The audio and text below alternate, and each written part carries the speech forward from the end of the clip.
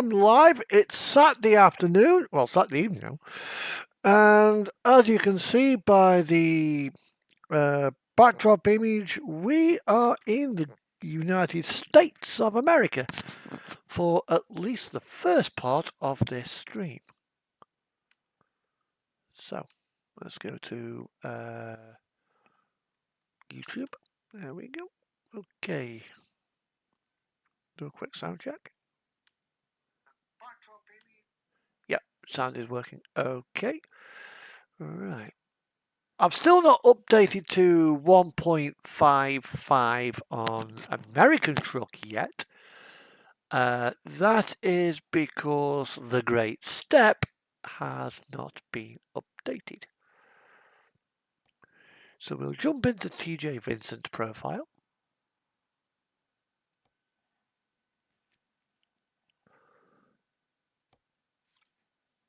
And as you can see there, it looks like not the next state, but maybe the state after, or possibly the state after, in 2 or 3 states' time, we are moving into the Dakotas. Now, the Dakotas are part of America's breadbasket. No hills, just flat as flat as a witch's tit. Just the contour of the earth. That's it. Right, okay, we are in a Cascadia, as you can see, a 6x2 with a tag lift rear axle. And of course, we probably have a 48-foot trailer for this one. Right. No delivery job. Right, okay, where are we? We're up in there. So what I want to do is try and find a job that takes me back. In fact, we'll quick travel back to our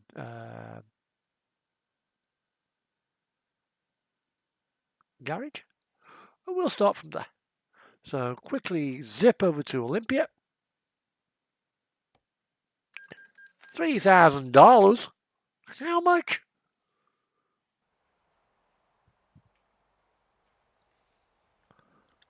Right, and let's see what we've got.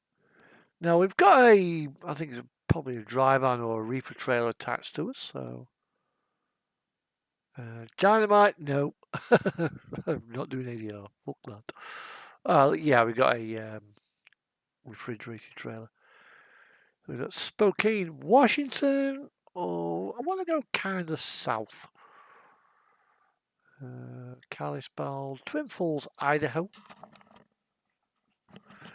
Sacramento, California, Wyoming, Fresno, Colorado. Eli. And Reading, something like Reading or something like that, Fresno. Let's see what we got. Kalispell, Wyoming, Idaho, Oregon.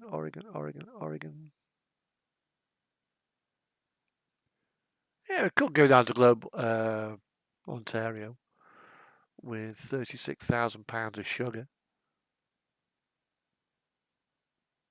Go to Eddie's Market. I mean, fucking hell, that's a lot of bloody sugar. 36,000 pounds. 36 pallets worth of sugar. Good God. I mean, it looks like we've got some nice wiggly windy roads. And it goes from Salgos, which is literally just around the corner from where we are depoted. So here's my character, Trix, and this is our truck.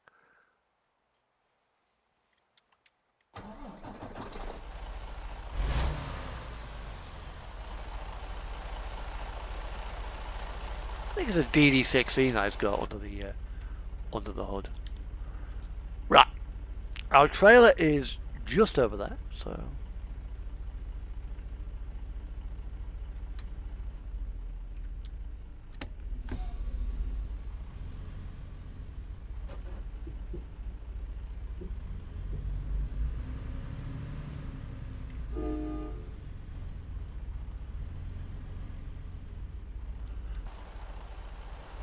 And you've not put that forklift in the safe parking position.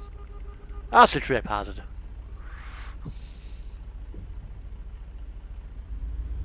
And there's our trailer. It's a foot. Ah, yeah, we got the 45 footer today, not the 40 footer. Oh, sorry, the 48 footer. So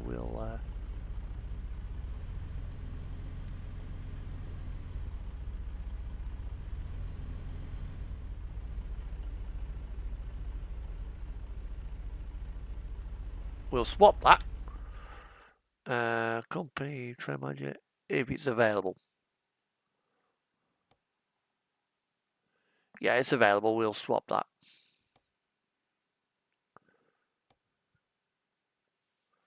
Okay.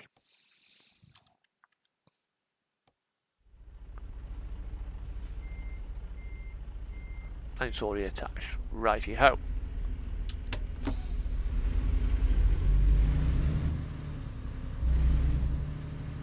So we'll head now. Now today is the 9th of August.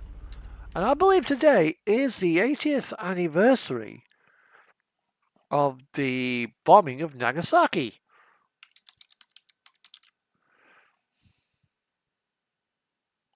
Hiroshima was the 6th, and yeah, Nagasaki was the 9th.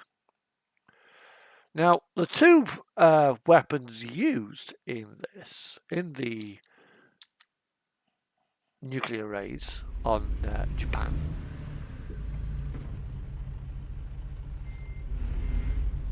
that was my fault. Come on.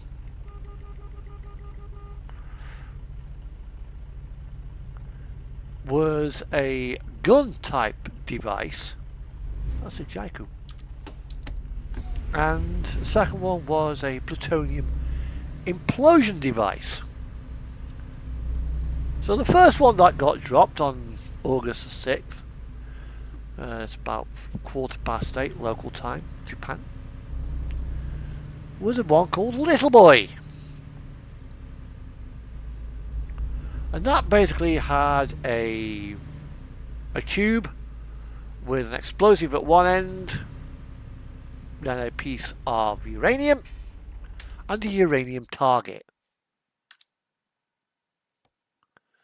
At a predetermined height, the explosive was detonated, and that sent the piece of uranium slamming into the target, which was a piece of uranium. That caused the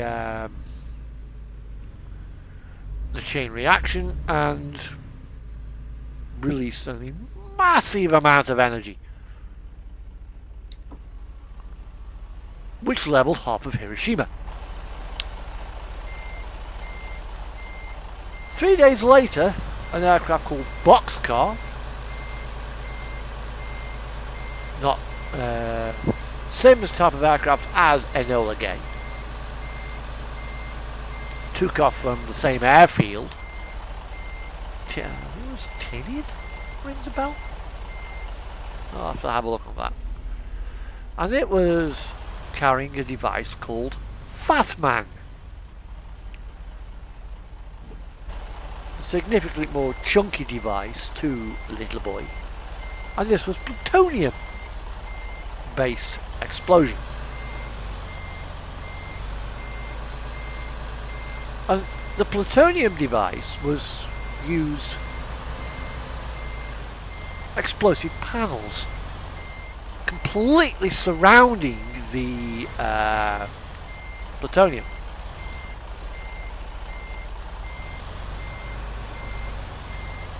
And once again, at a predetermined height over Nagasaki,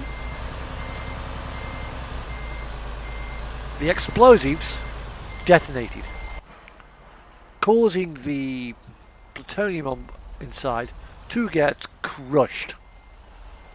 As it crushed, it basically went supernova, came out and just rebounded with, again, a massive amount of force, resulting in the near obliteration of the port city of Nagasaki.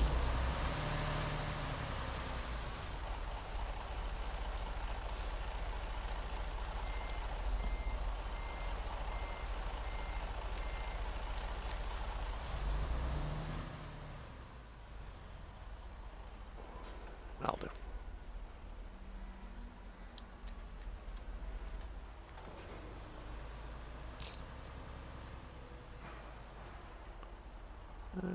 Not quite there yet.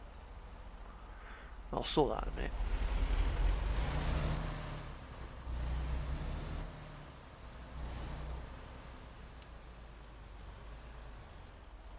Now, this led to a bit of an arms race between the after the war.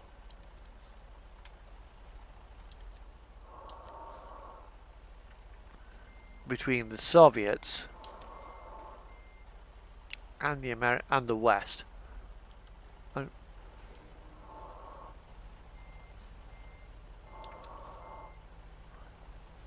come on.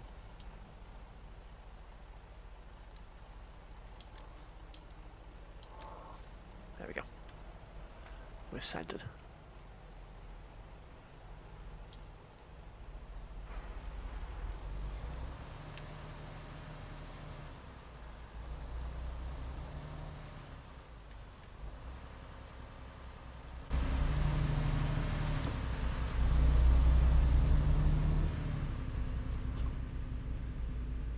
But again, the United Kingdom was not to be one to be left behind.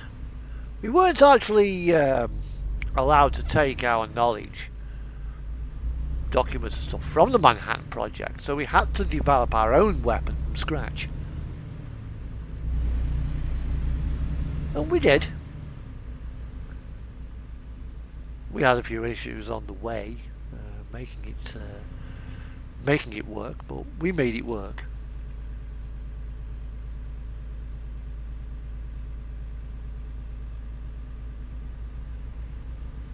But why would you develop the weapon in the first place? Well, that is quite simple. The Americans had two options. Because we've been island hopping closer and closer and closer to the Empire of Japan, and the Japanese, they did not take kindly to surrender.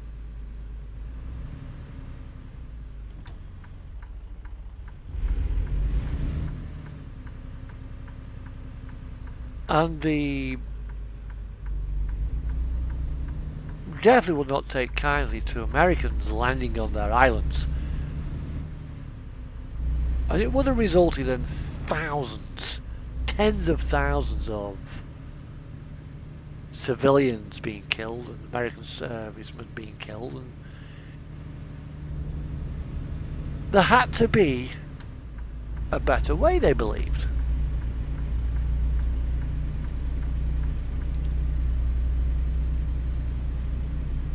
And that was what they believed to be the Manhattan Project.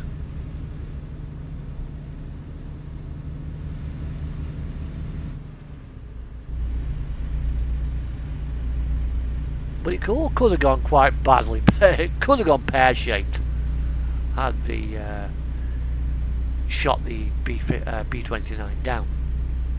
But luckily they didn't. They got the Americans had already got air supremacy at that point.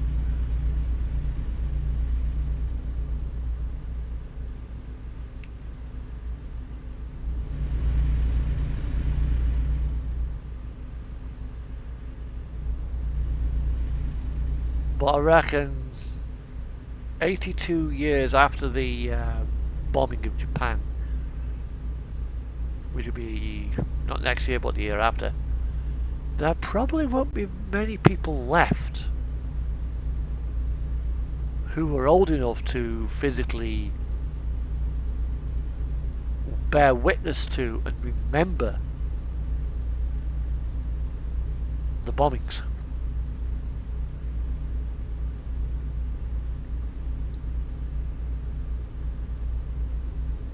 And there was a third target, and that was Tokyo. But the Americans have spent most of their resources on Fat Man and Little Boy. There was a third corps, the Demon Corps, as it's known, which could have got used to make the charge for the third device. Emperor Hirohito had just seen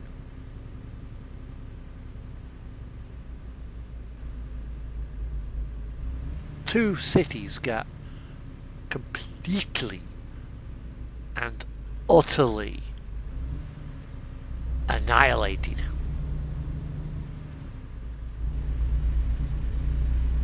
But he did not want Tokyo to have the same fate. And he knew full well that they had no resources left in which to put up a big fight.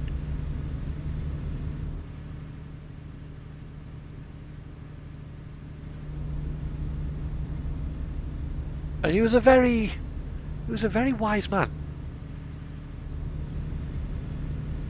He has a lot to answer for, or did do, I think he's dead now, for his country's conduct during the Second World War. But he surrendered. And the surrender was taken a few days after Nagasaki aboard the, I think it was the USS New Jersey. Might have been the Iowa. Might have been the New Jersey. I think it was one of the Iowa class battleships anyway.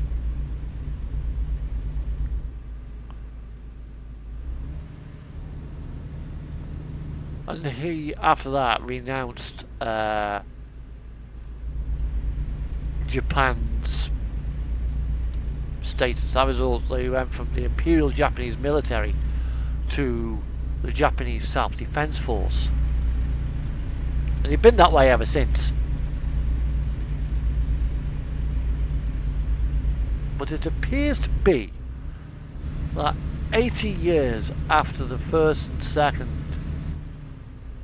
nuclear weapons were used in anger, they were the only weapons of this type. The only nuclear weapons to ever get used in anger.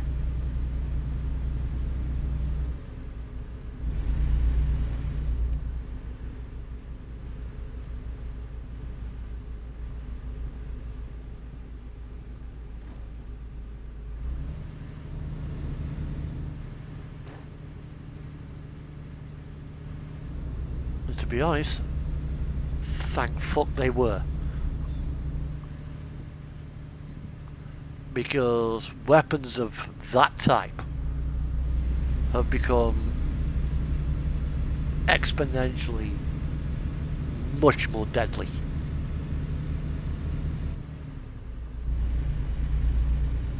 And smaller.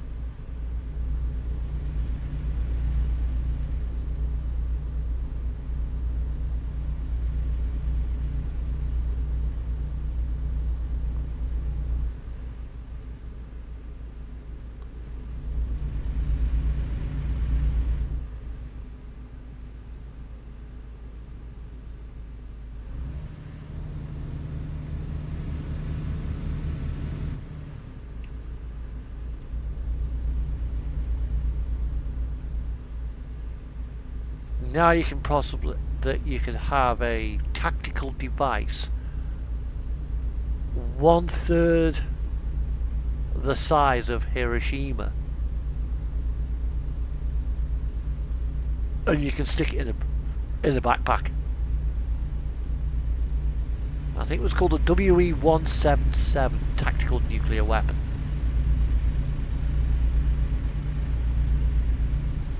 You can put it in the, you can carry it in a boot of a small of a small car like a Skoda or something like that. Probably weigh it down a bit.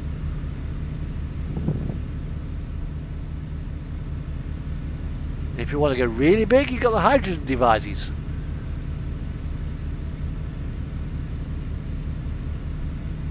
Which we're talking megatons as opposed to kilotons.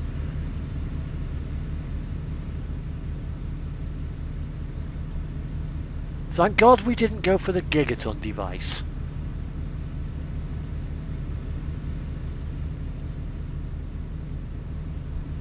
That would be absolutely ridiculous. A gigaton nuclear weapon.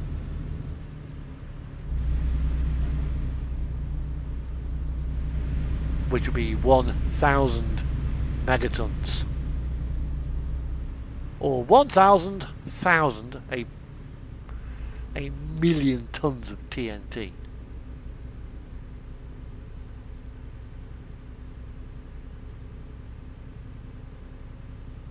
Or possibly a billion tons of TNT. Either way, does not bear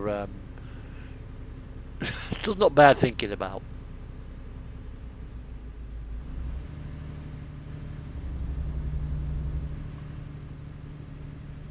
And the Russians, with all their saber rattling over in Ukraine, it's almost like they've not learned from what happened in Japan.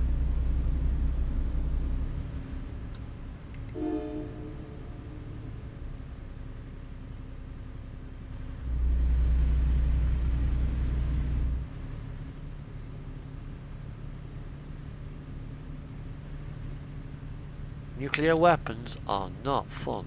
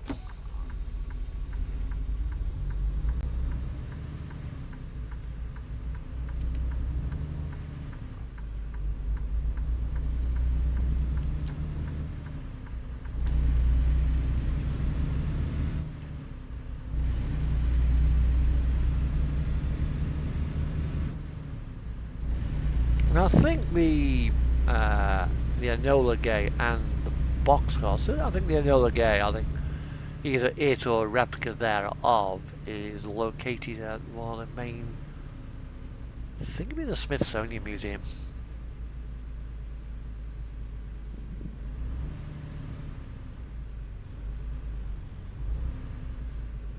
Well, I'm not entirely sure what actually happened to boxcar. Ooh. Oh, that'll teach you to brake check a bit, Greg. You idiot.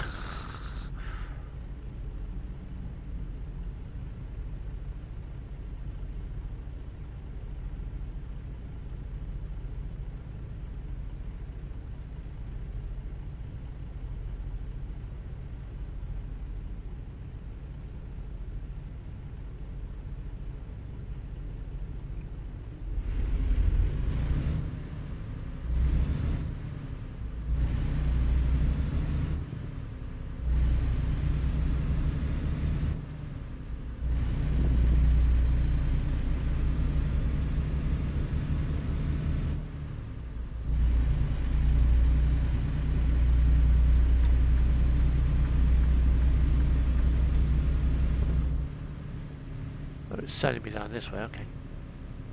No, I definitely don't want to overtake.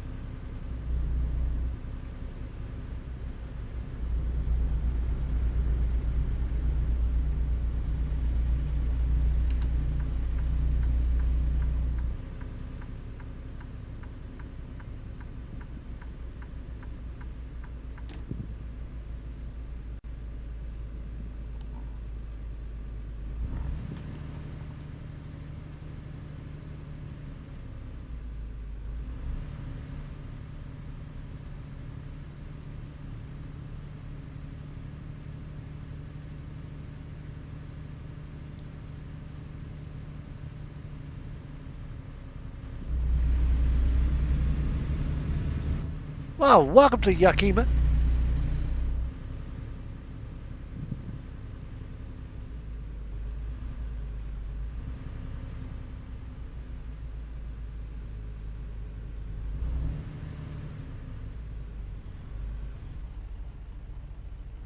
And our route is going to be taking us now down through here, down there, down the Interstate 82 towards Pendleton, round a bit of squiggly roads, down towards Ontario. So we're travelling more or less across country. Down that way, we could go that way and that way if we so desired, or go sort of this way. Because that looks like a rather nice squiggly road, so we'll take this bit.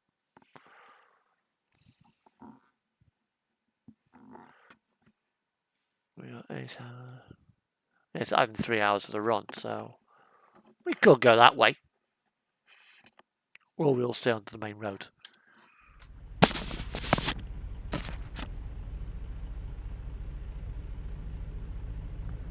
Now, next week I'm obviously at work. But the week after, I'm off for a week.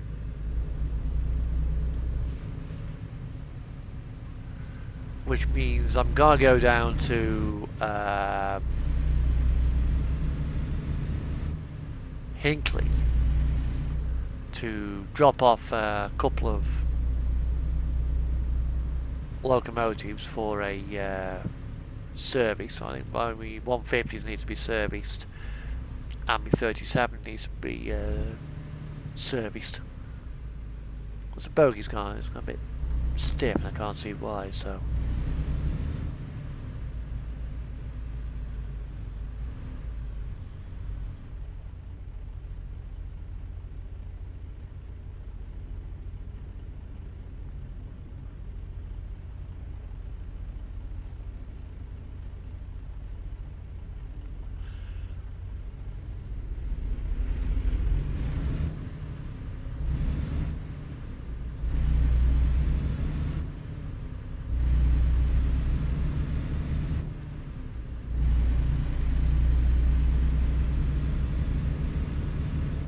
It's going good, life. Life is good. I can't moan. I've got nothing to moan about. Well, look, if I was me auntie, I would moan about having nothing to moan about. Yeah. My 2 cats are downstairs, enjoying themselves, probably sleeping.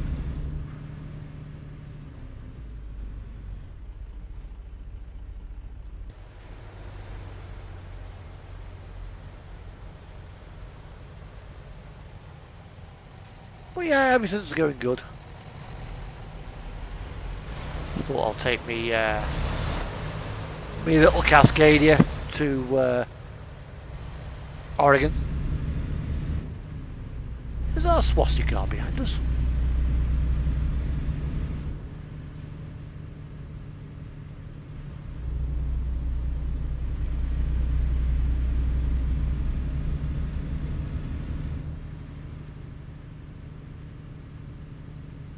Now we've got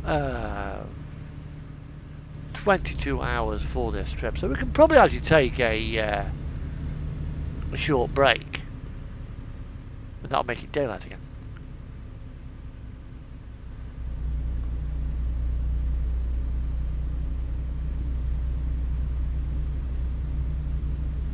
I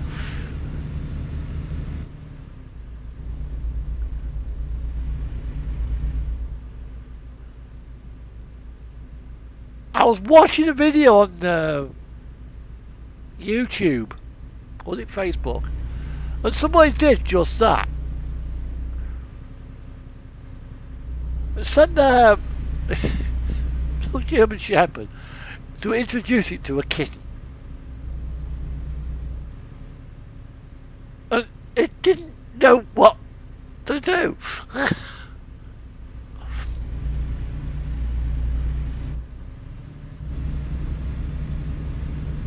Didn't throw. Oh, you're at Glasgow. Oh, nice, nice.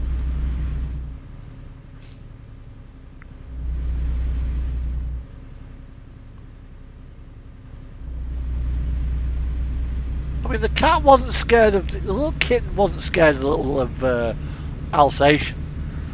I think the Alsatian was all like, "What do we do with this thing? What is it? It makes funny noises."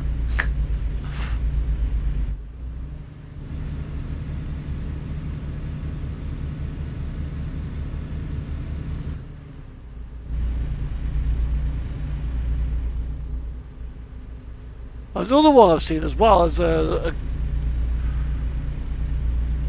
family. They've got dogs and they've adopted a cat. Well, it was a kitten. Of course, this kitten had never been around other cats, so it learned to wait. Oh, wait station. Where's my cat? I'll sit there and meow at me if it wanted something. This particular kitten would emulate a dog bark. It's the best way that a kitten could do, because that's all it knew.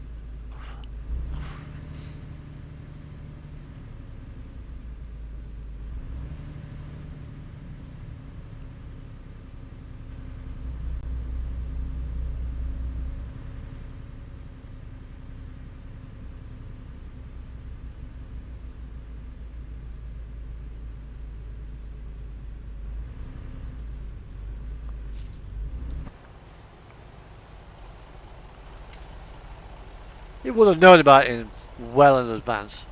£72,000. I'm underweight, I'm legal. And I never touched that sign!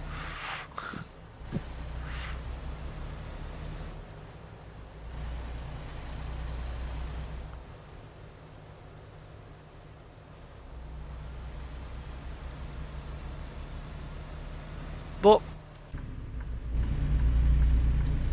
going back to my model railway, I've now got some more long wheelbase railway wagons.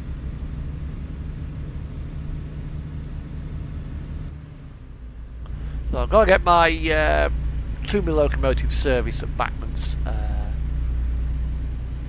in a couple of weeks. I mean, the 31 needs it. For what event's that? Cruising Iowa, yes. I did it with by only doing 6 runs as well. If I go to Iowa, so like first run was like from say there to there.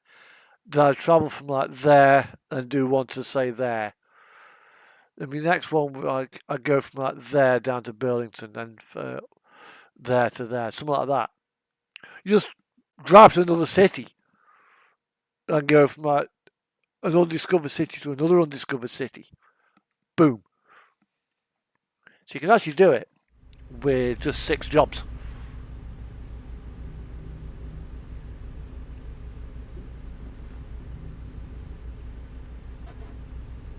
Yeah.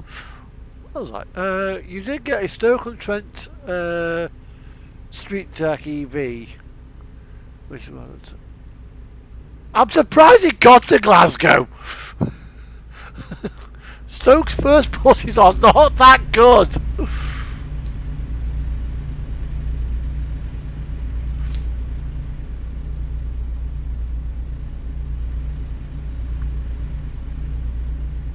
Oh yeah, some idiots round Kids Grove emptied the bloody Trent and Mersey Canal. Just open all the fucking locks up and let all the water drain out. What the fuck's all that about?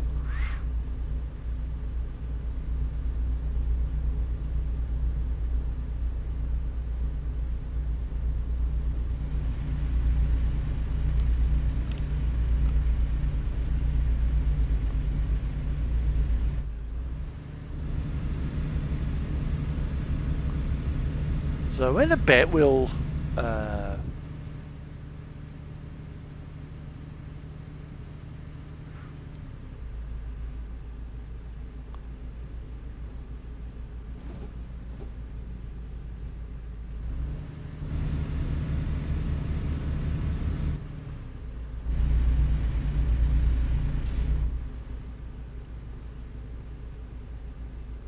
although I am looking forward to Nordic Horizons coming out and Iceland coming out as well. When do you do the Nordic Horizons DLC? I will probably actually do it as 12 runs because I just love that area of the world. I just love it. Hang on.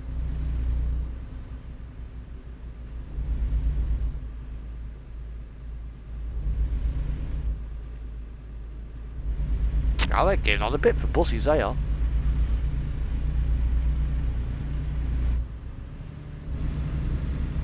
And yeah, I have actually now seen Supertram, the new First Bus logo.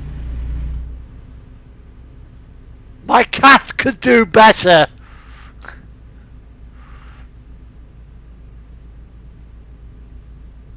They paid how much for that logo?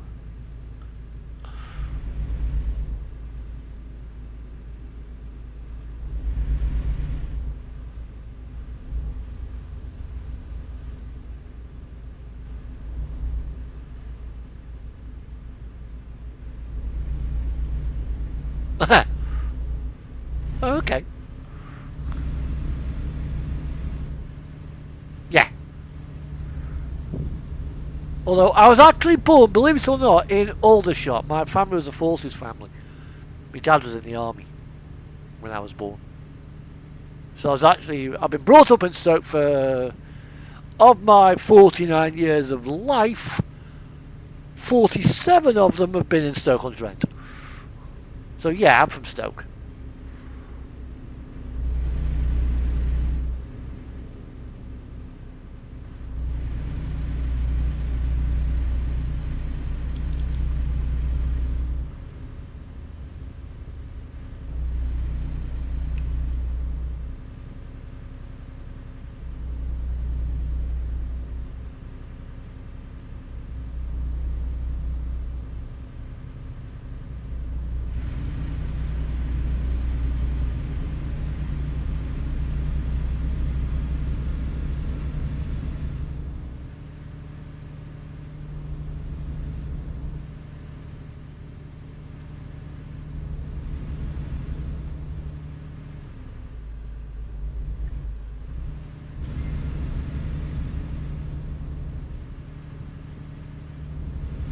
Okay.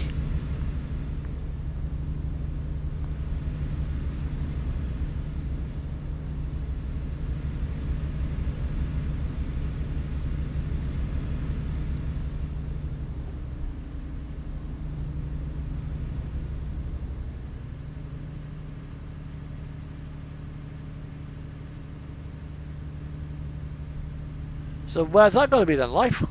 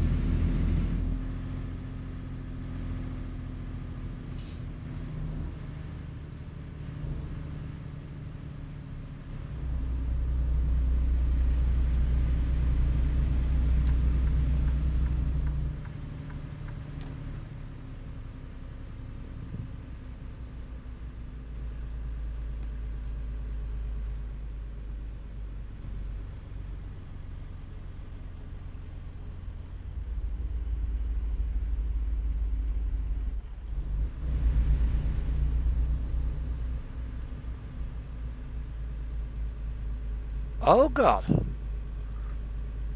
So the fiberglass was cracking. Oh, wonderful.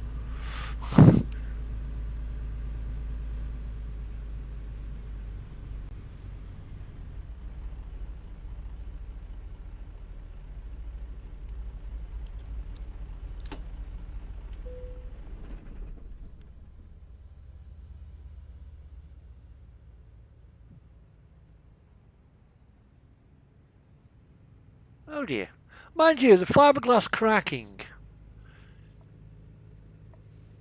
isn't a big... With a bus, cracked fiberglass isn't really a problem because it's not structural. The way they build their buses, they have a space frame, welded frame and what have you that the fiberglass bolts onto. The fiberglass itself is not actually a structural element of the vehicle.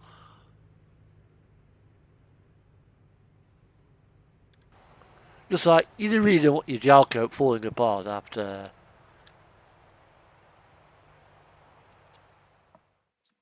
half of its life. Anyway, whilst we are here, we're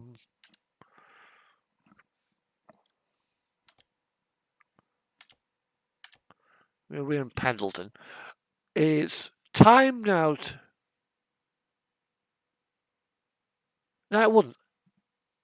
You see, with a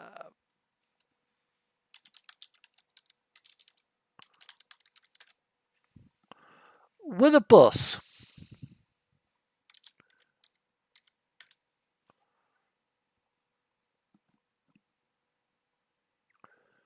you have your main space frame here. And you have them fastened to that. You then have all the other structure with all your bracing and stuff like that.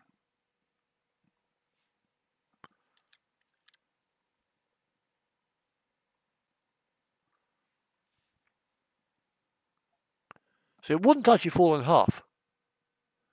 Oh, the metal cracking, that is a problem. But the fiberglass alone wouldn't be an issue. Now, what that tells me is that because the bus flexing and the metal cracking, that's what's caused the fiberglass to crack. The fiberglass on its own cracking without the metal cracking isn't a problem. But it sounds like the fiberglass has cracked because obviously the metal's failed.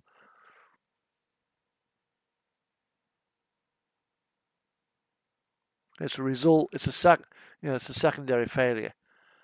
Yeah, that can cause problems. But they are nice looking buses.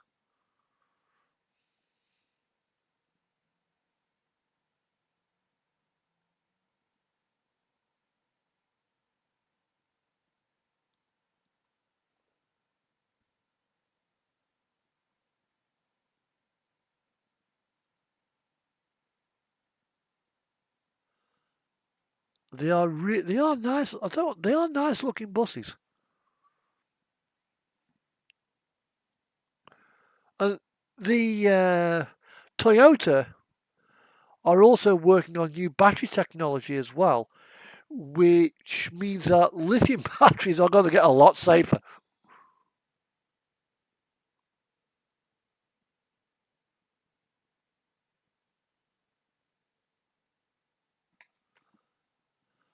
More likely, not so much a rubbish design, just poorly built. Lack of quality control.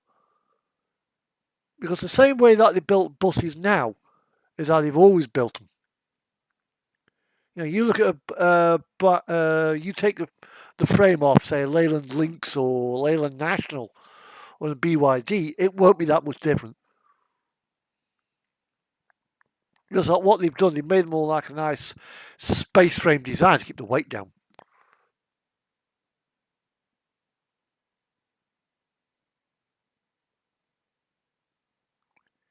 Yeah, it's probably down to the fact that they were built too light to get the weight down. Specifications call for, say, 4mm thick steel, and they use 3mm thick steel, I suppose. So it's slightly, cheaper material. Cut the weight down and cut the cost down.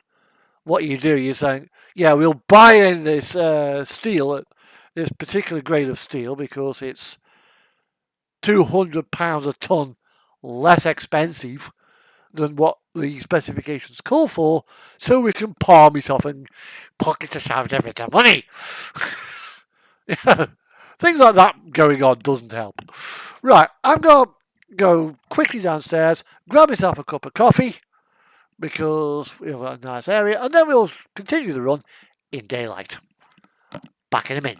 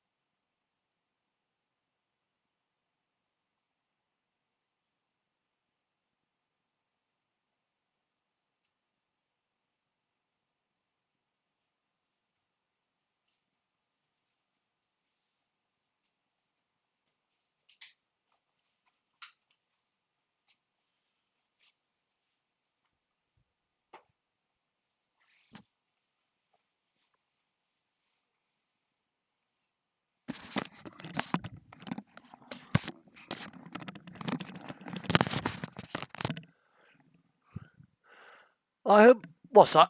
You hope I'm not. What? Save money, but then the buses don't last as long, so you're not saving any money, really. Nah, you're not. As the old saying goes, buy cheap, buy twice.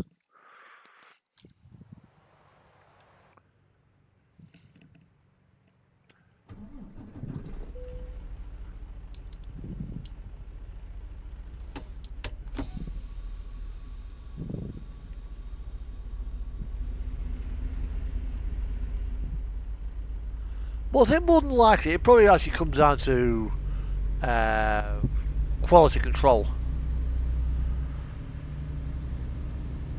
And probably our badly maintained roads as well.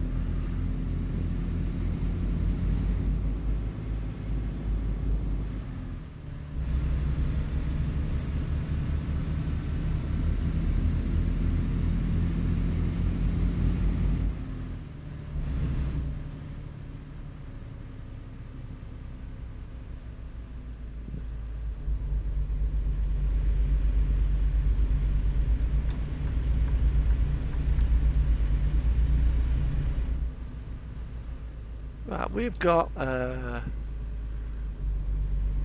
still got plenty of time to do this run, so that's not a problem.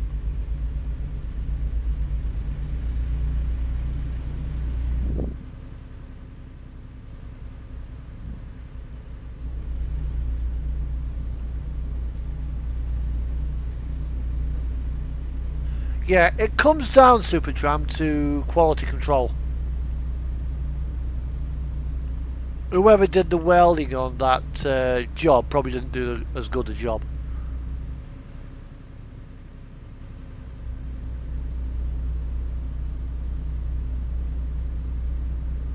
Well, so obviously you have to, all those bracings all come to, points where it meets another metal. That's where you have to weld it.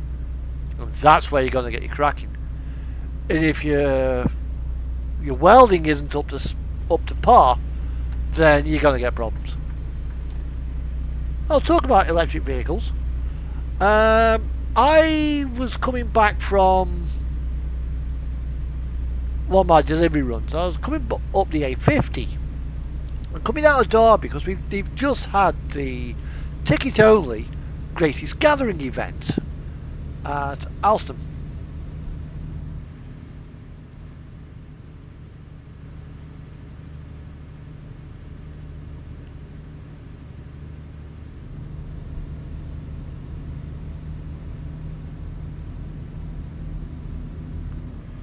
It's possible, there is quite a lot of weight up there. And what these guys, this company had done, they developed Class 08E. They take one of these Class 08 diesel shunter and they do that with it. I saw that on the back of a low loader. And it looks weird.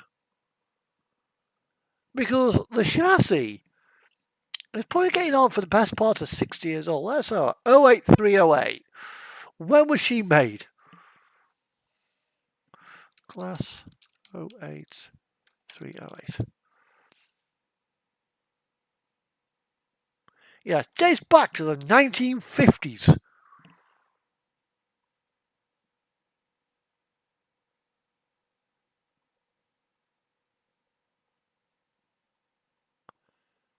So we've got a locomotive which is 70 years old, given a new lease of life.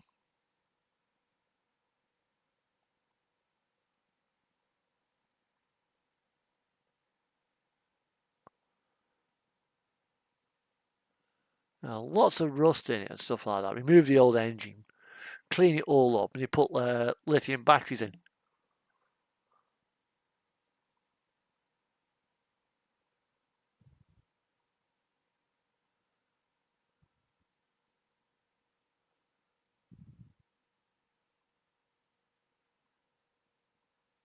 It's certainly weird. The only thing is, I will never be able to have it in N-gauge because the motor will be too big.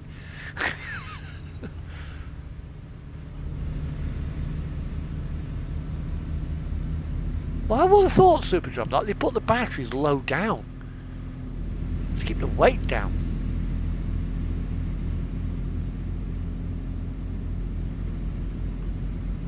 Sticking 2 ton of batteries up on the roof is probably not the best way to make it stable.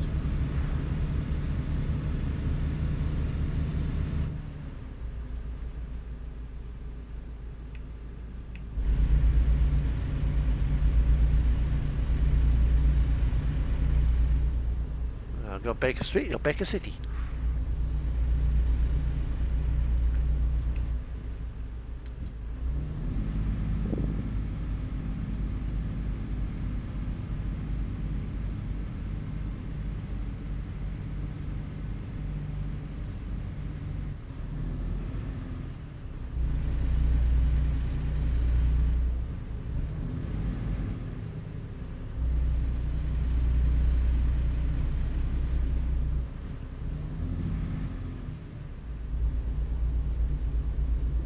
Yeah, probably because he may have been built at a different you know, by a different build crew.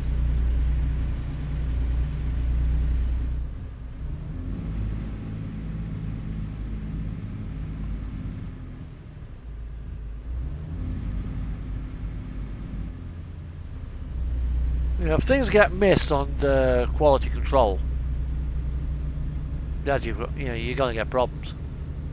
But it's going to cost ADL some money to fix them.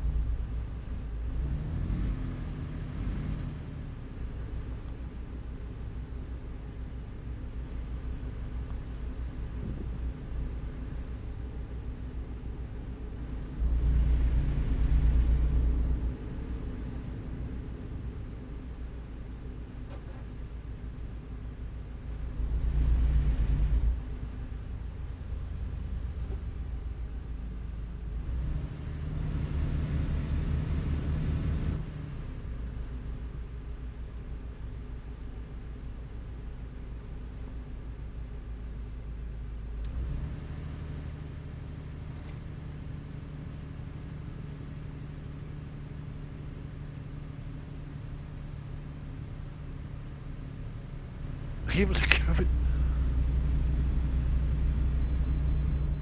Oh, fuck off!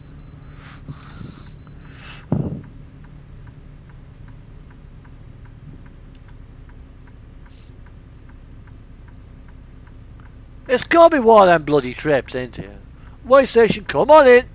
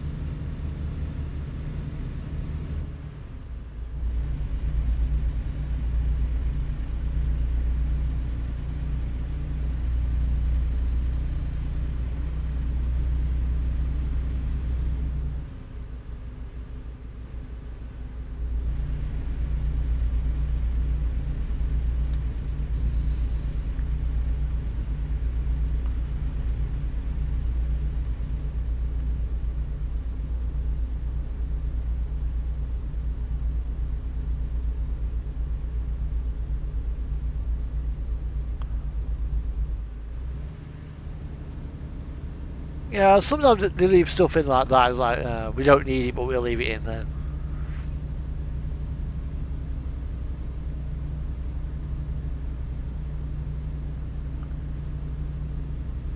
Although, just after COVID, I'm back at work. I'm working for Samarco.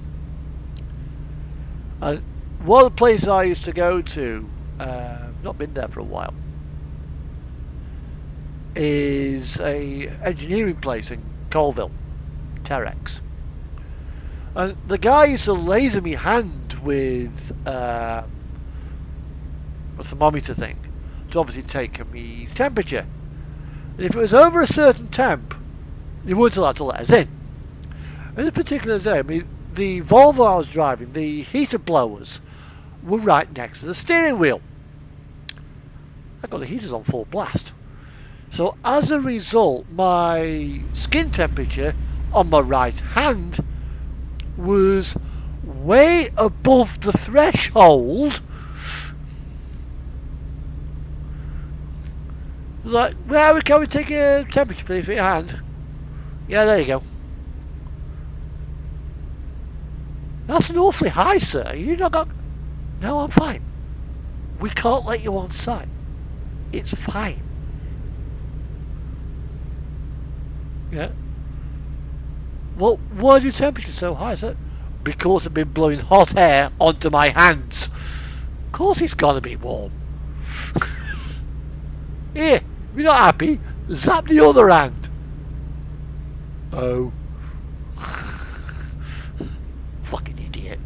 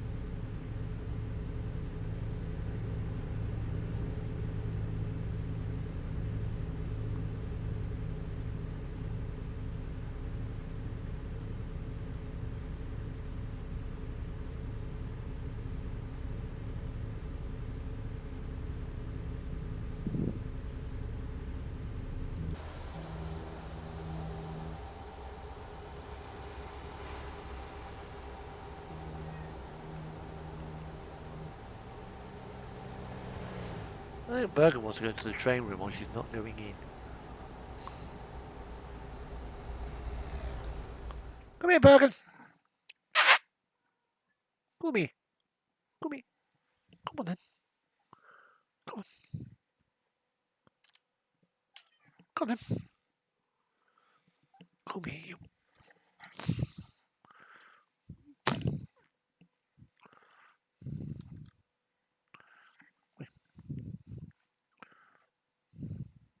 Yeah, there you are. What do you want? What do you want? Yeah.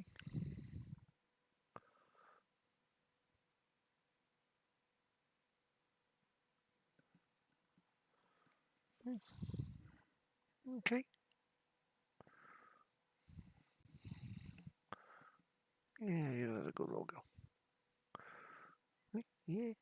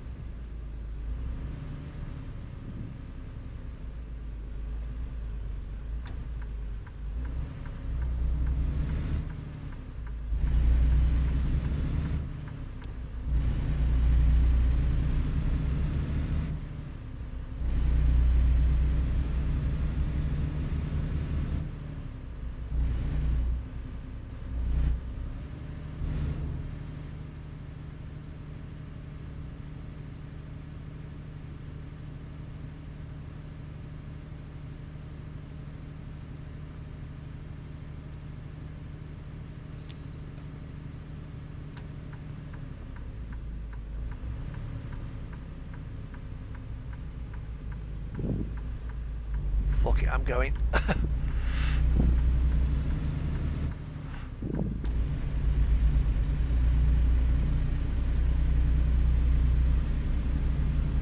Yeah, I mean, I'll show these new rail freight bands as well. Where am I going to go? 1 mile away from my destination.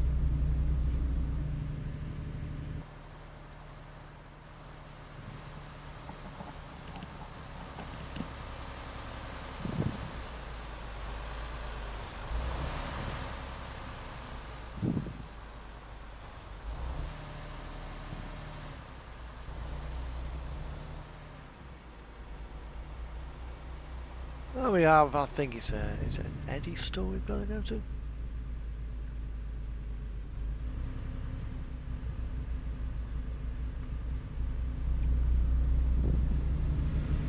Looks like it's on a potato, I think, on a housing estate.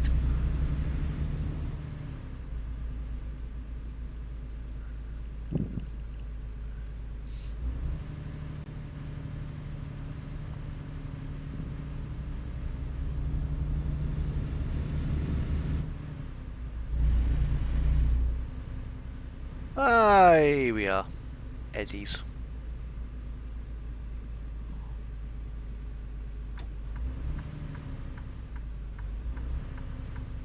There we are, that's where we gotta go.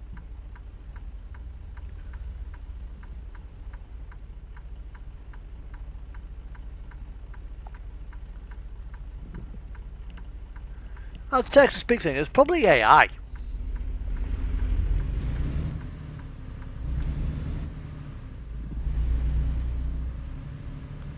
Right.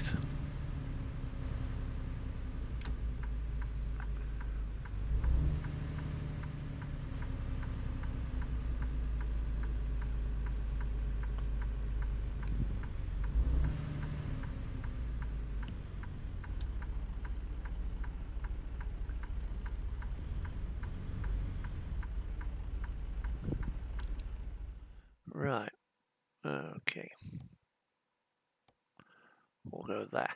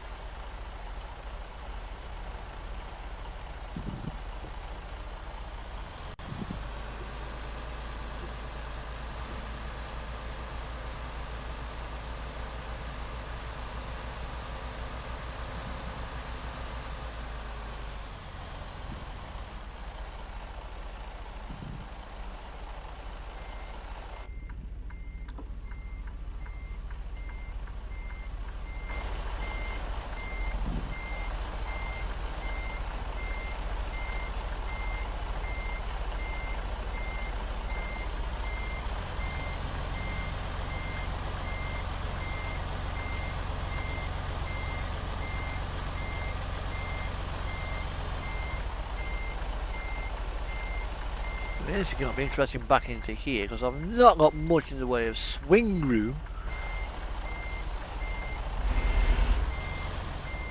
for my trailer.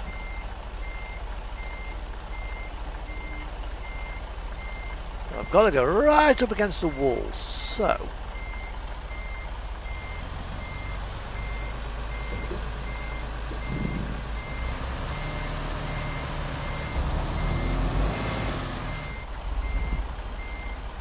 go back to here. And now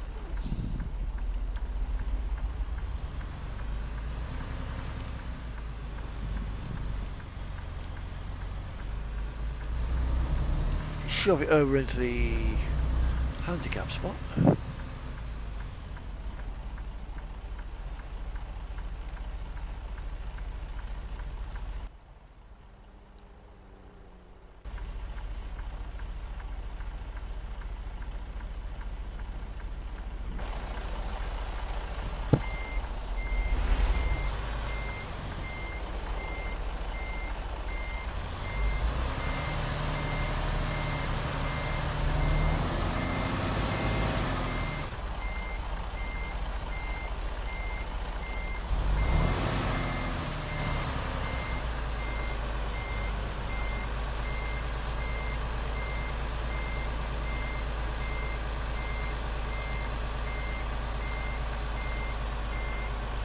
lock it round.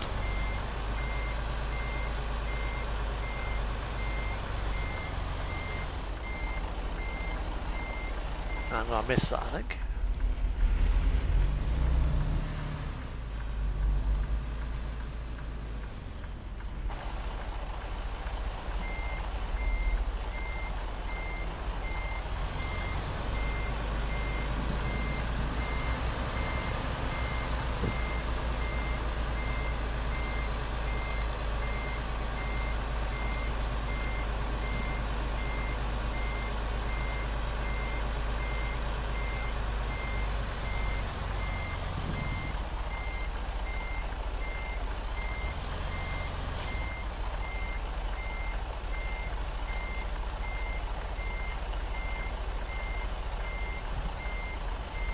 There we go.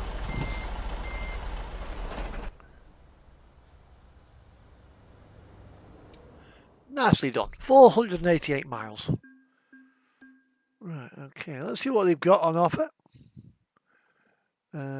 Waste paper going back to Seattle or Sacramento, California. Great Falls, Montana or Kansas. Well, I do want to go to California, so we'll go. We'll take the pallets.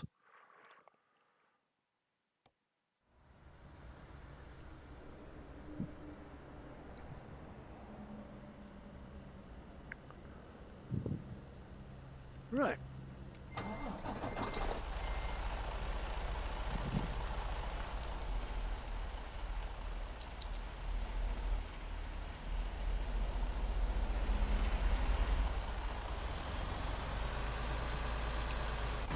Oh. That won't do any good.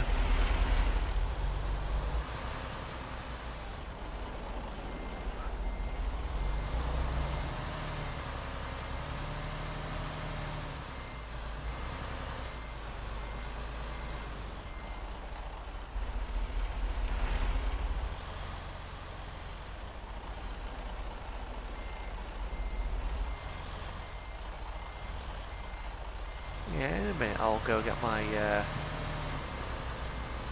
new rail freight wagons.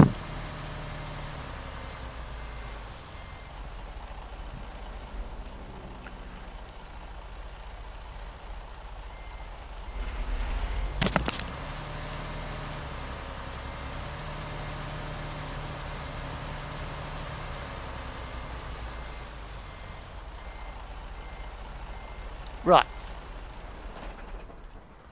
Back in a moment.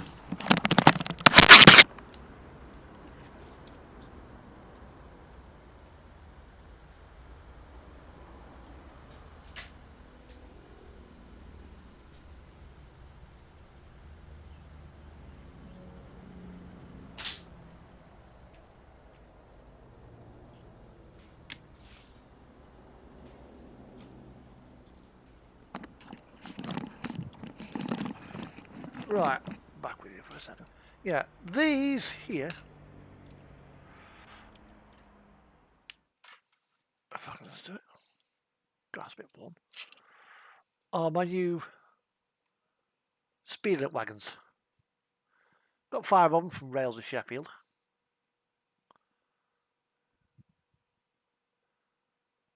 Nice little wagons, actually.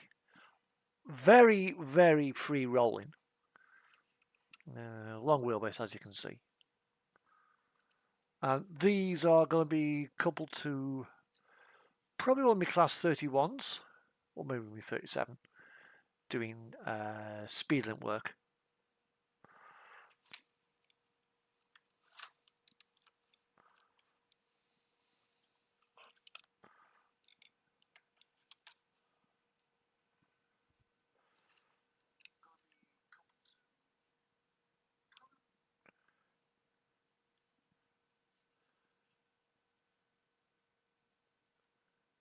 They've got a spring-loaded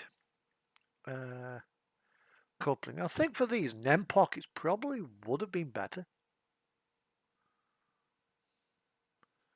Because if I want to run them on, they say that if I want to run them on 12-inch radius curves as opposed to 15, I have to change the put the longer coupling out, which is an absolute faff by the looks of it.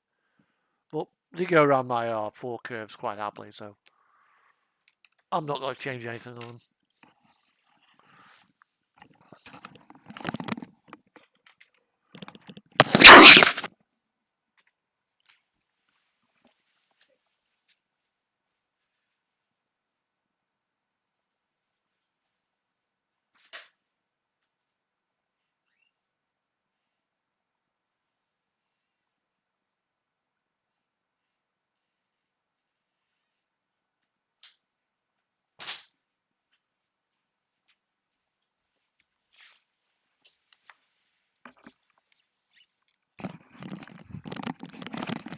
Right, now we're loaded.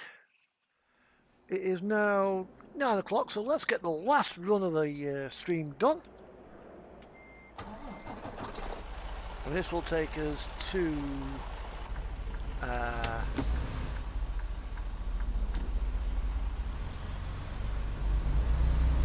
California.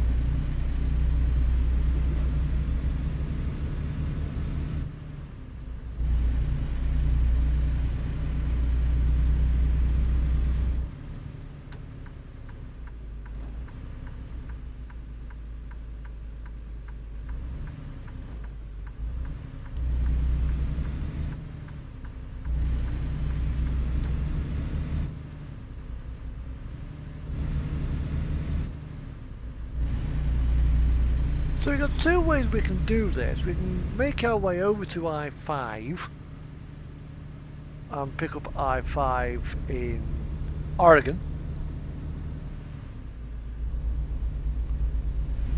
Or we can go down and travel down south side of Mount Shasta.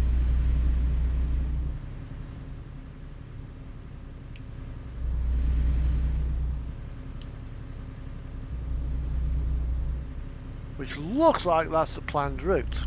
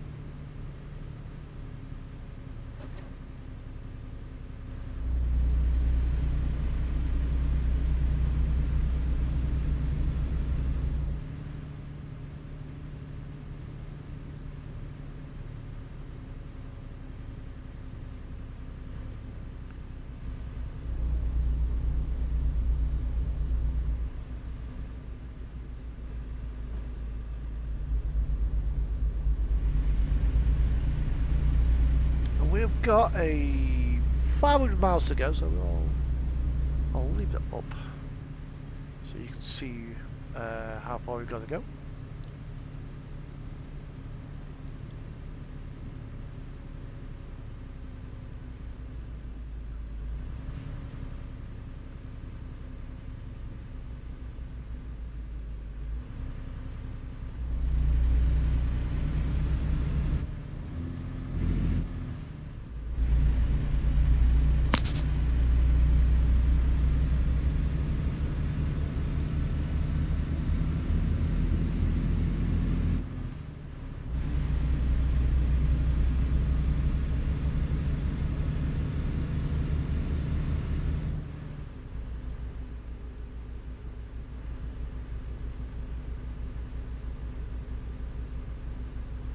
Now 500 miles is roughly 800 kilometers, and in Euro Truck, if you get a speedy on, you can do about 1,000 kilometers in about an hour's worth of gameplay. So this should take us up to around about 10 o'clock.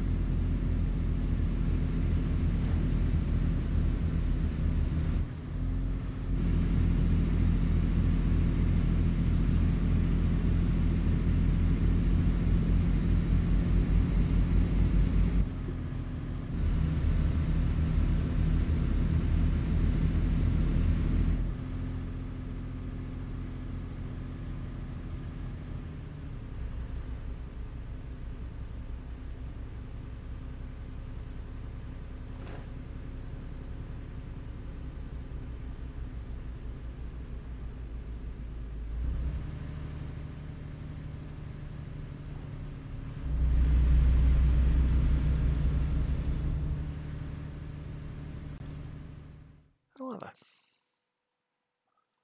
let's go across the road, or zoom in a bit.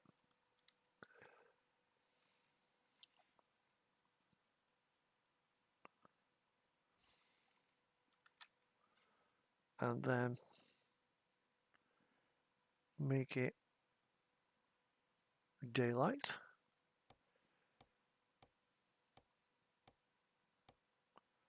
And there we go. And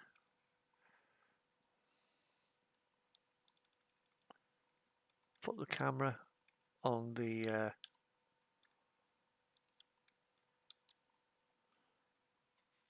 we go.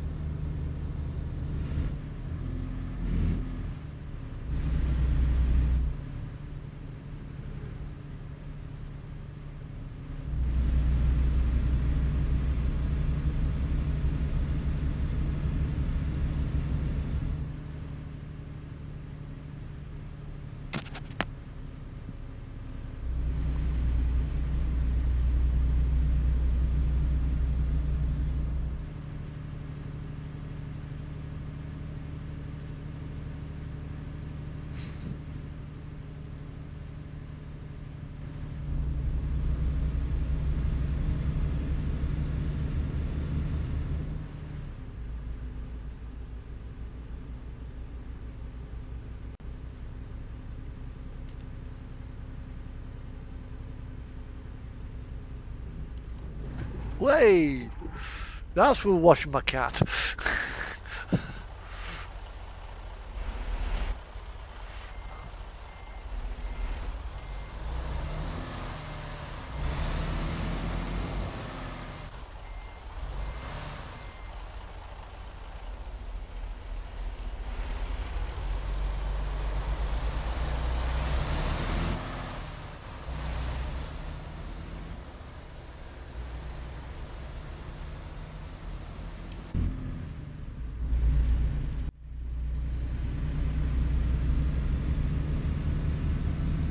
Oops.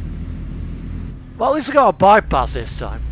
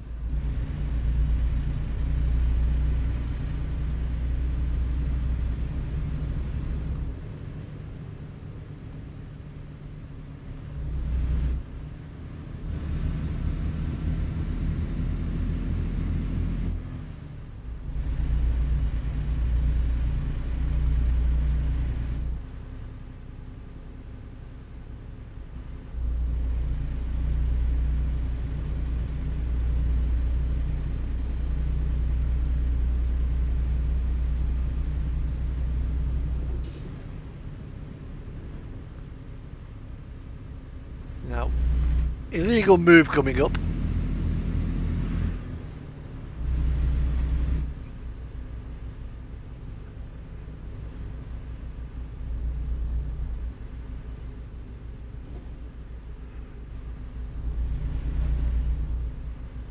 This load has to get to Sacramento no matter what.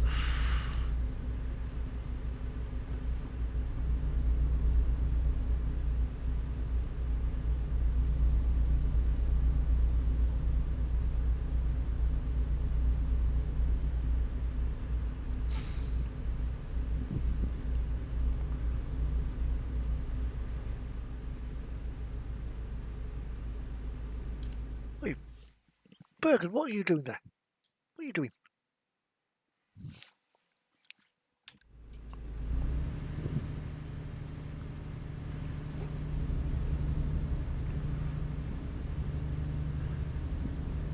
I say I turn around, there's my cat sitting on one of my model boats.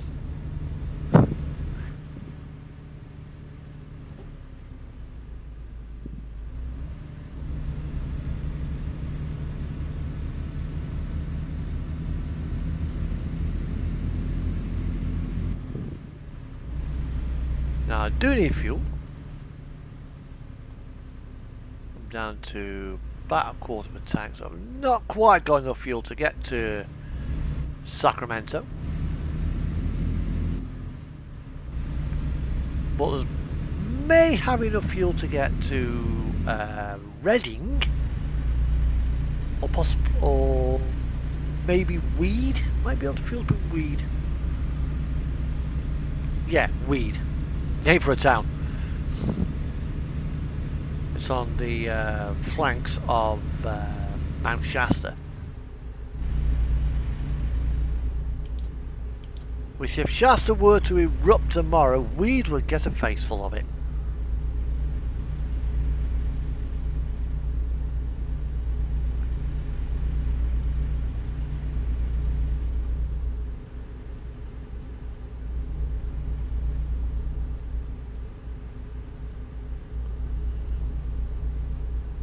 Not good.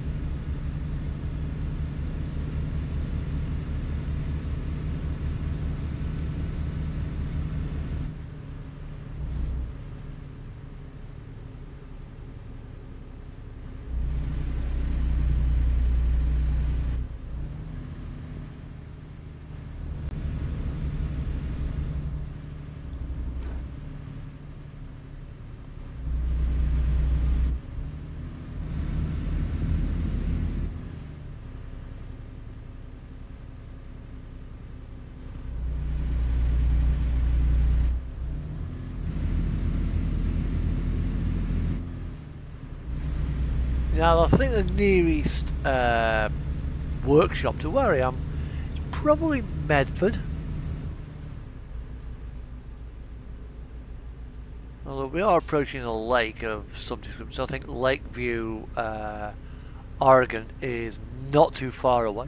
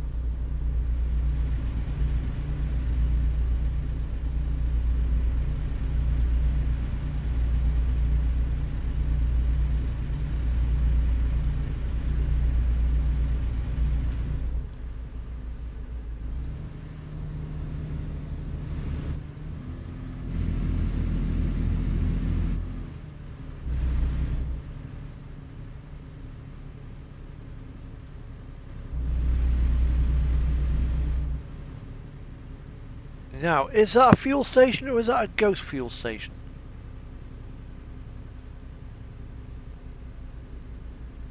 Nah, it's fuel. It's fuel. Lovely. Lovely. I would say sound of a pound, but we're in the States, and sound of $1 doesn't quite work.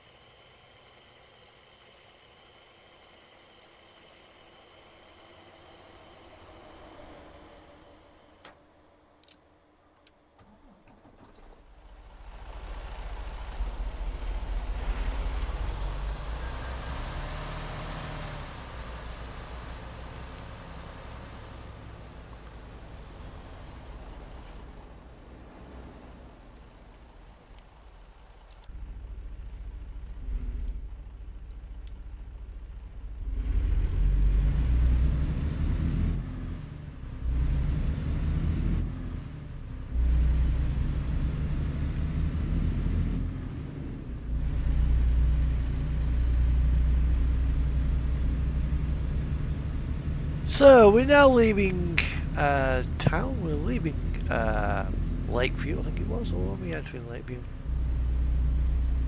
Because the lake was behind us. Yeah, I think we just entered Lakeview.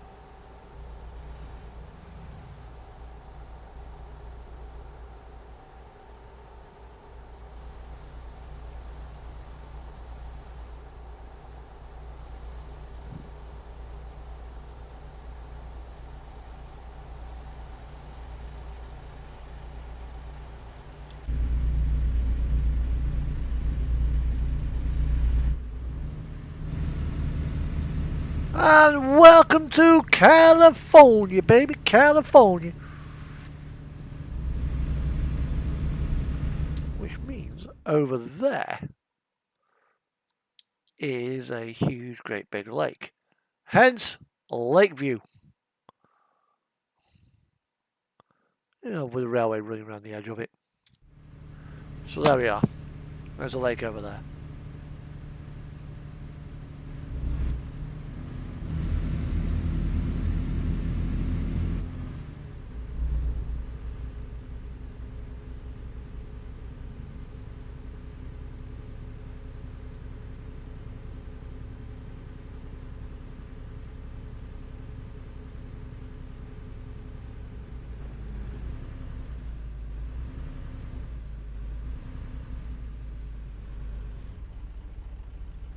Oh, the ag stops here.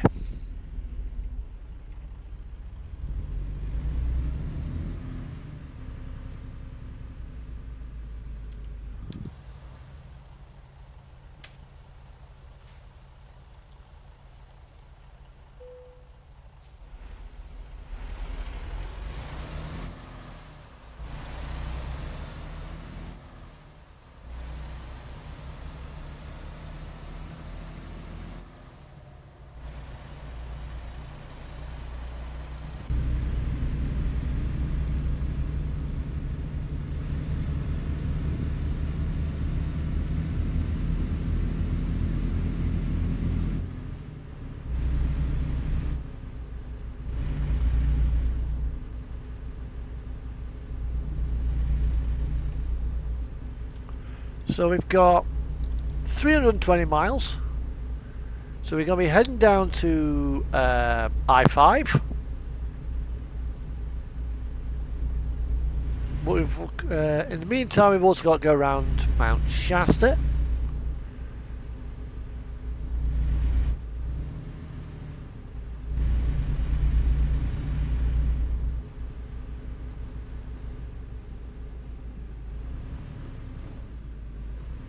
And this, I think, is one of the... I think this is Weed. No, it's not. It's Weed's a bit closer towards... Weed is sort of here. Of course, Mount Shasta's somewhere around here. So we're nowhere near Weed. But we are sort of in the area where if Shasta were to go, we get covered in ash.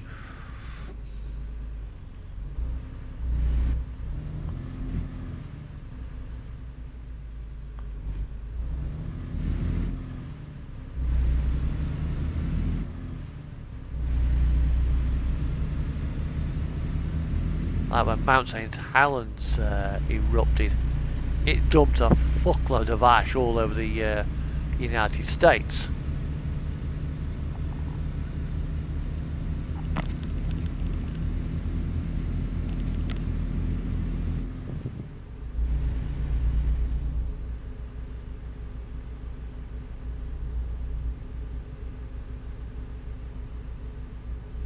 And yep, we're travelling at 55 maximum speed for this vehicle and the legal highway.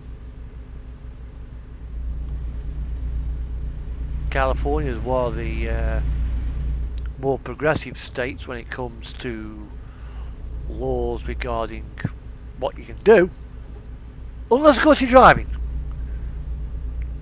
Then it's one of the strictest.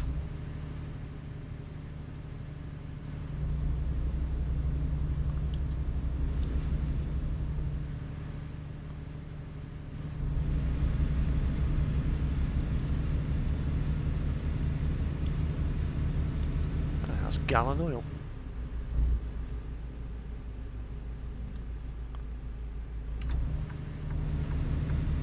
However, I cannot be bothered. I don't want to be sat behind this guy who's not even doing 55.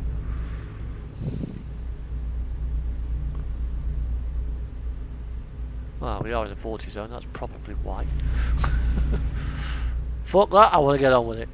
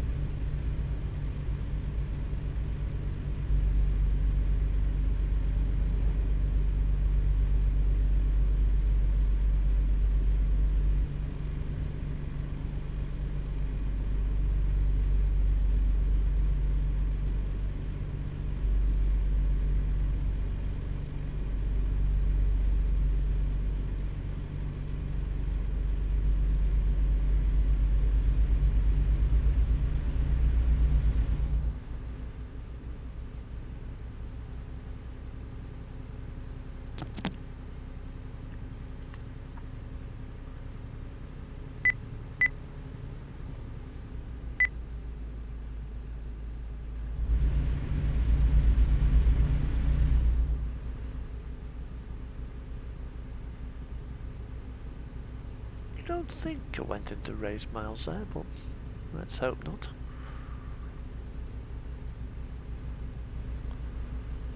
We did. The job will have to be ditched because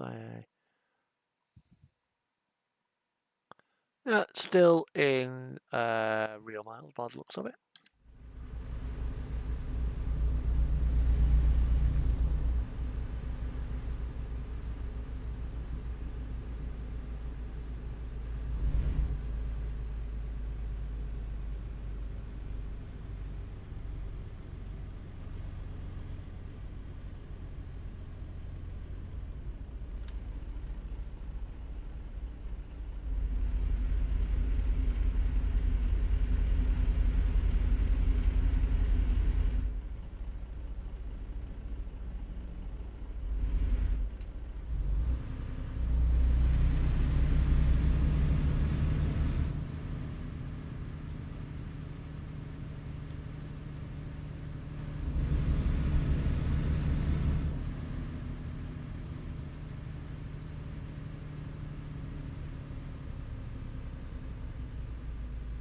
No, it doesn't.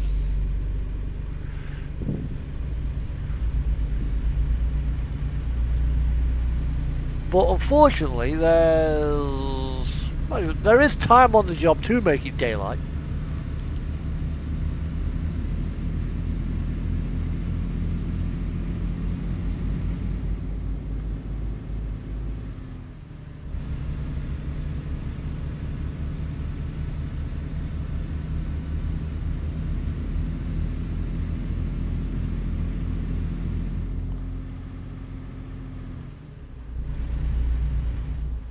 So I might take 11 hours at the next rest area.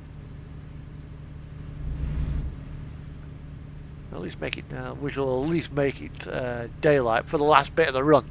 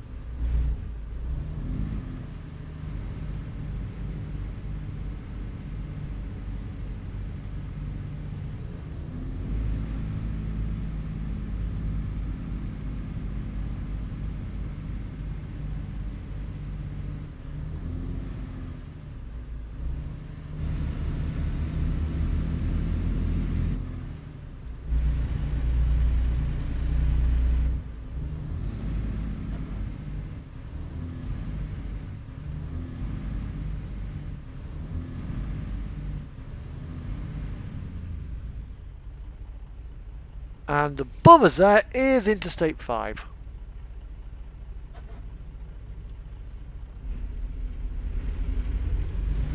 So we'll be turning left here and joining the interstate down towards Sacramento.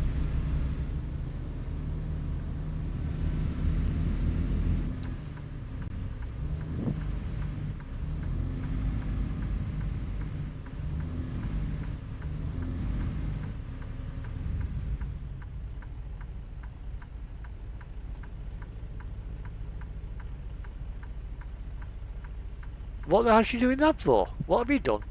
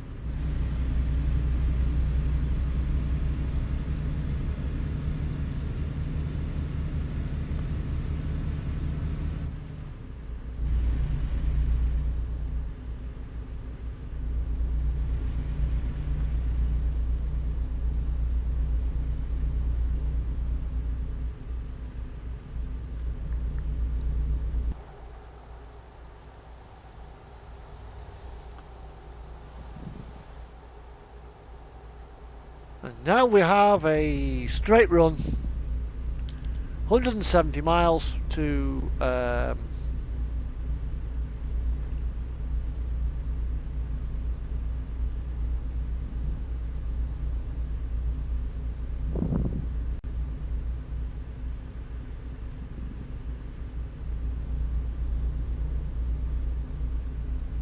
okay.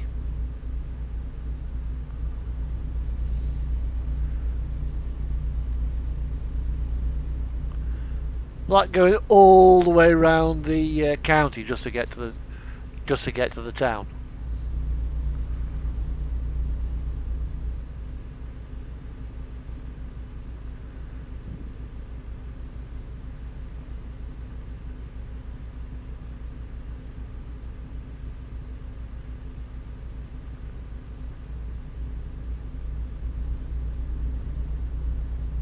Yeah, my nan used to be a bit like that.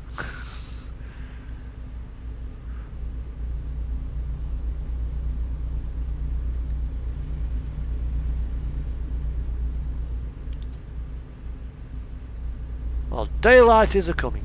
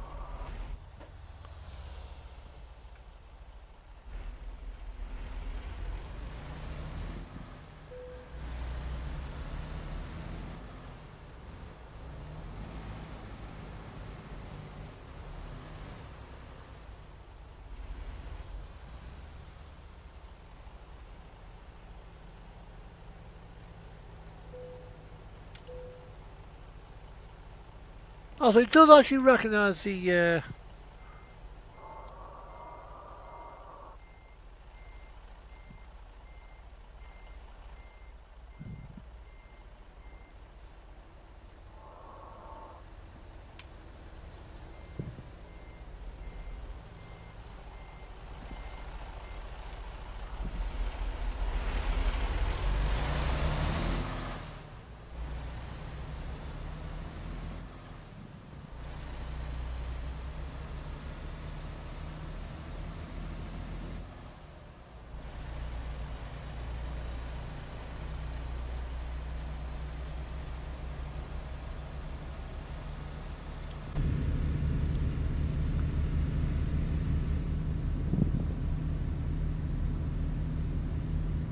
Right, we have now got 126 miles to go. That's 126 miles to the end of the stream.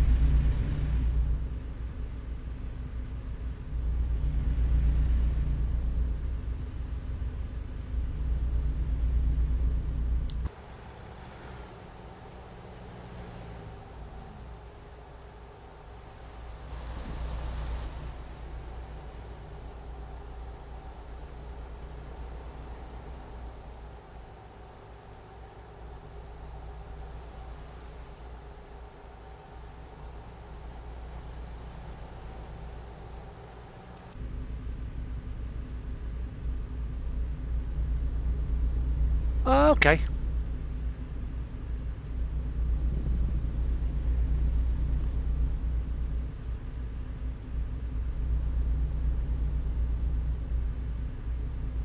And your kids are probably like, Dad, I don't want to be with Nana. Don't want to be with Grandma.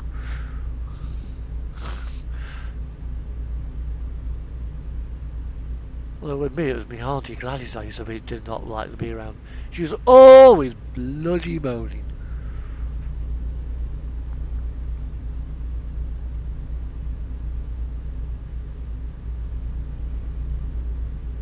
I mean, the house I'm actually living in now is my granddad's old house. Still with its original lead piping as well.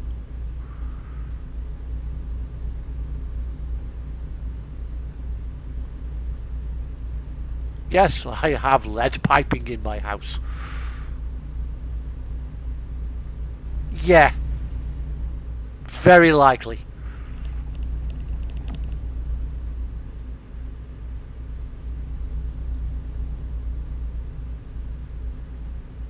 I mean, my auntie Gladys has passed on now. She passed on about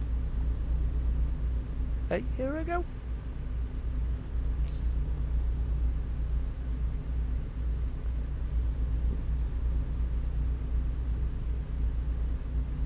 My granddad passed away a few years ago as well. I was working at DHL at the time when my granddad passed away. And my nan passed away when I was in high school, so that's a long time ago. Imagine the conversation when my granddad gets there and like, Raymond, what kept you? You're late.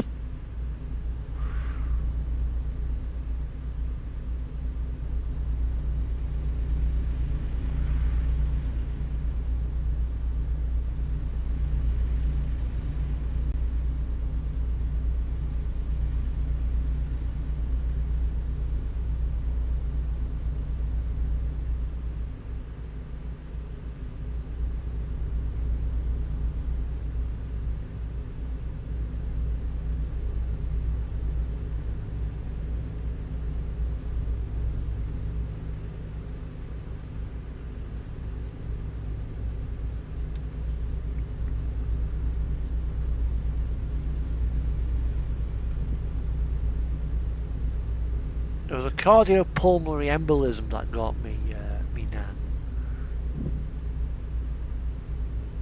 Basically a blood clot, because he used to do a lot of, just spent most of the time sitting down, so obviously a blood clot broke loose and travelled around the blood and got into the heart, and boom! Thud. And then it was dementia that got me, my granddad. Mind you, he was 92. He was not exactly a low mileage.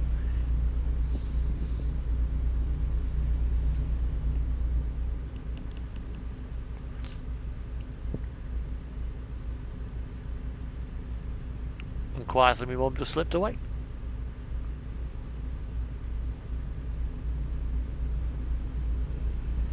Now, is this... what time is this? This is Sacramento.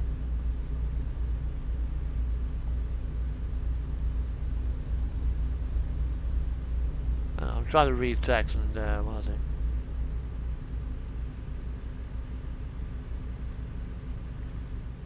Yeah, that'll be fun. That will be fun.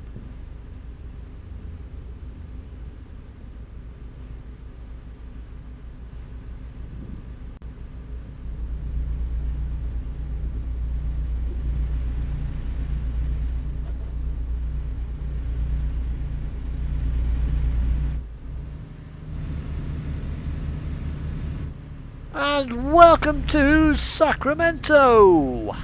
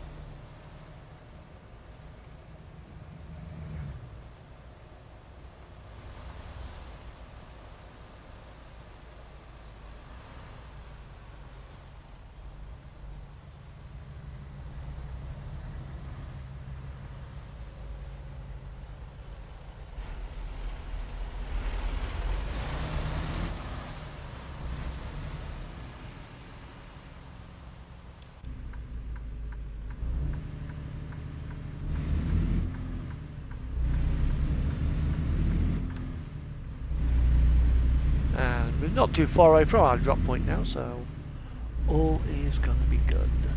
We're finishing more or less bang on time.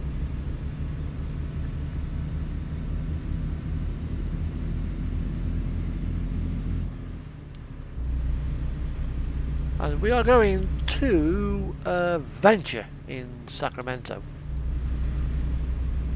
Another building on one of these many vast, anonymous looking industrial estates. There's another big metal box.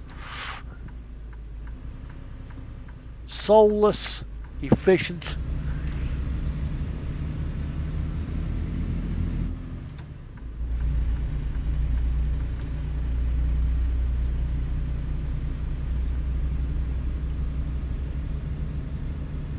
I used to work at as an order picker at Argos in Acton Gate, working in a warehouse, no windows, and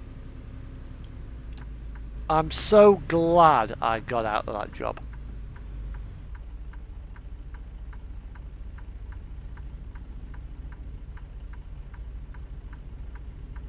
Wow.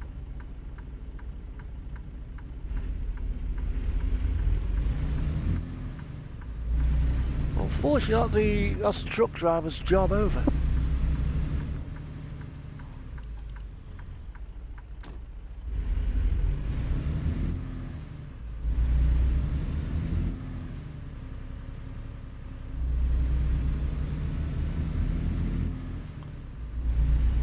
I hope the guy made it okay.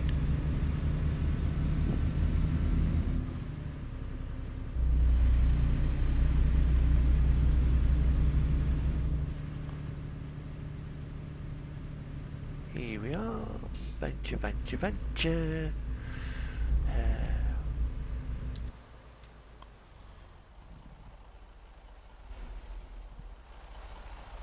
The thing is, a lot of truck drivers are such...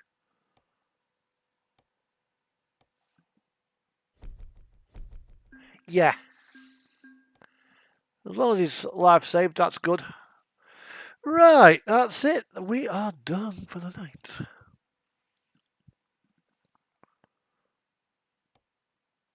Now, a lot of wagon drivers are overweight. I mean, there's a couple of guys at our place where basically I'm 55 kilos. I could curl up and one guy is so wide. I could curl up in a ball and slide down his trouser legs. Now that can't be healthy when you can get two of me down one pant leg.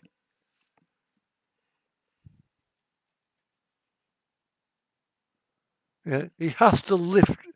He has to lift his gut up to take a piss. Otherwise, it just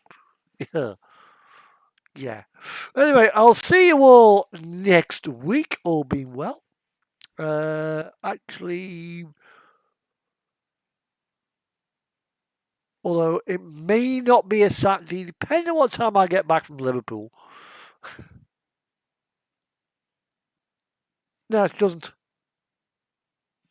But there's not a lot of choice out there.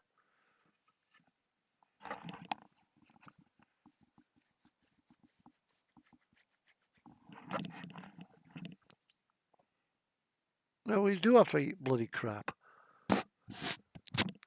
Anyway, I'll see you all next week. Maybe it may be a Sunday stream.